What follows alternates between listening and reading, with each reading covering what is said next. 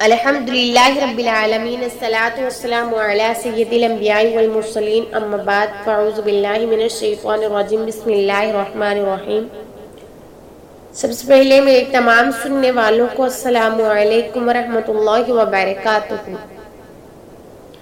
میری آج کی گفتگو کا موضوع ہے اصلاحی احوال۔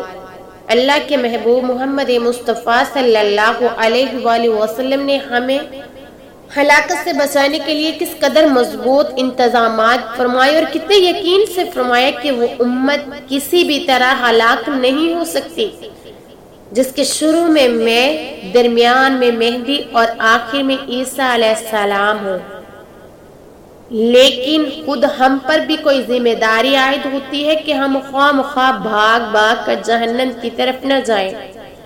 ارشاد باری تعالیٰ ہے، اے ایمان والو اپنے آپ کو اور اپنے گھر والوں کو جہنم کی آگ سے بچاؤ۔ پھر اگر ہمارے اندر اس آگ سے اور نفس اور شیطان سے اپنے ایمان کو بچانے کی طاقت نہیں تو فرمایا مجھ سے ہی دعا کر لیا کرو، ربنا آتنا فی الدنیا حسنۃ وفی الآخرۃ حسنۃ وقنا عذاب النار۔ اے اللہ ہمیں دنیا اور آخرت کی بھلائی عطا فرما اور آگ کے عذاب سے بچا۔ یا اللہ ہمیں کیسے معلوم ہو کہ ہماری دعا قبول ہوئی کہ نہیں؟ تو فرمایا میرے حبیب کے پاس جاؤ، وہ تمہیں بتائیں گے کس طرح کی دعا قبول ہوتی ہے۔ تو اللہ کے حبیب نے ہمیں بتایا اللہ پاک ہے اور پاک چیزوں کو پسند فرماتا ہے۔ اس نے اہل ایمان کو وہی حکم دیا جو اپنے رسولوں کو حکم دیا۔ رسولوں کو فرمایا گیا ایھا الرسول کلوا من الطیبات واعملوا صالحا، اور اہل ایمان کو فرمایا یا ایھا الذین آمنوا کلوا من الطیبات ما رزقناکم۔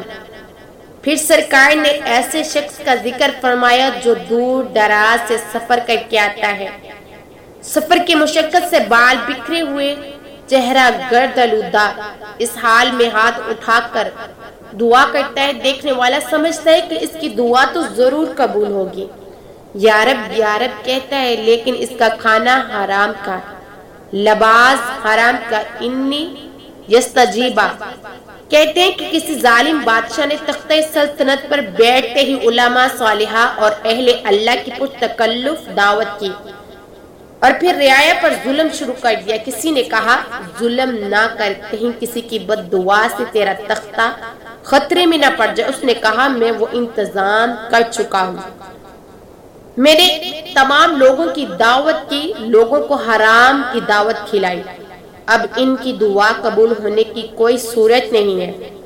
اور حضور نے فرمایا وہ جسم جو حرام کی کمائی سے پروان چڑھے وہ کبھی جنت میں نہیں جا سکتا، اس کے لیے جہنم کی آگ ہی مناسب ہے۔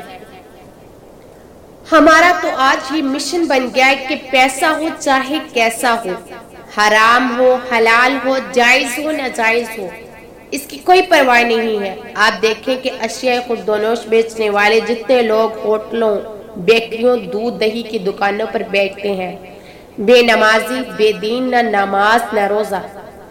جانور ذبح کرنے والے ادھر باتیں کر رہے ہوتے ہیں، ادھر چھری چلا رہے ہوتے ہیں، نہ تکبیر نہ رگوں کے کٹنے کا خیال، غلط جگہ سے گردن کا کٹنا ہی۔ کیا اس بات کا کہ ہمارے دین ایمان پر اثر نہیں پڑتا؟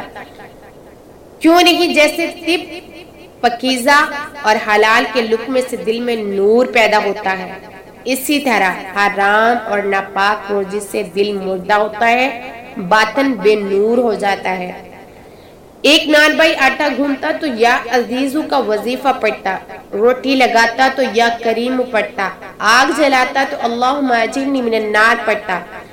جتنے لوگ اس کی پکی ہوئی روٹی کھاتے سب کو اللہ نے ولی بنا دیا، لہٰذا نیک لوگوں سے اشیاء خریدی جائے تو یہ بھی جہاں وَتَعَاوَنُوا عَلَى الْبِرِّ وَالتَّقْوَىٰ کے زمرے میں آتا ہے، وہاں بندے میں نورانیت پیدا ہوتی ہے۔ ہم فاسق فاجر لوگوں کے رحم و کرم پہ ہیں جو کھلائے جا رہے ہیں، اور ہماری تقریبات دعوتیں بھی فاسق فاجر لوگوں سے رونق پاتی ہیں۔ حالانکہ سرکار دو عالم صلی اللہ علیہ وآلہ وسلم عموماً خوش ہو کر صحابہ اکرام کو یہ دعا دیا کرتے تھے، خدا کرے تمہارا کھانا نیک لوگ کھائیں، تم پر فرشتے رحمت بھیجیں اور تمہارے پاس روزے دار آ کر روزہ افطار کریں۔ ایک صحابہ کو ارشاد فرمایا، مومن کے علاوہ کسی کی صحبت اختیار نہ کر اور تیرا کھانا صرف پرہیزگار ہی کھائیں گے۔ اللہ تعالی ہمیں حلال کھانے کی توفیق عطا فرمائے اور حرام سے بچنے کی توفیق عطا فرمائے۔ وآخر دعوانا ان الحمد للہ رب العالمین۔